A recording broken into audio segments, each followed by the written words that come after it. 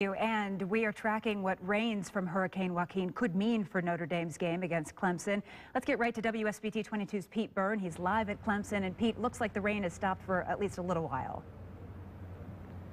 Yes, and Jennifer, it has been raining quite a bit here at Clemson. It was raining when we pulled into town earlier today. It stopped for the time being, but as we know, we've seen the models. At some point, it's going to pick up again, and from what we hear, once it starts raining tonight, it's not going to stop for another 36 hours.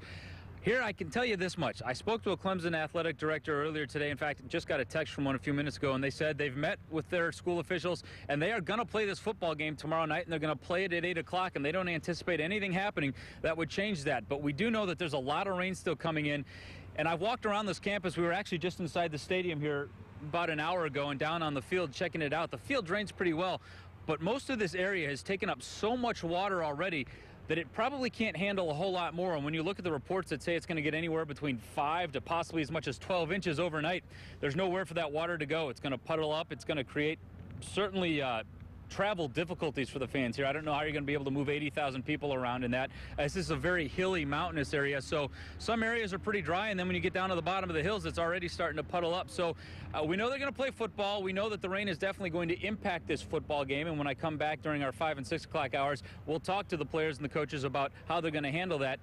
But I can tell you they're going to play football, and I can also tell you it's probably going to be really wet and sloppy for everybody who's here. And I know a lot of fans are heading that way, too. Have you seen any of them starting to make their way there yet?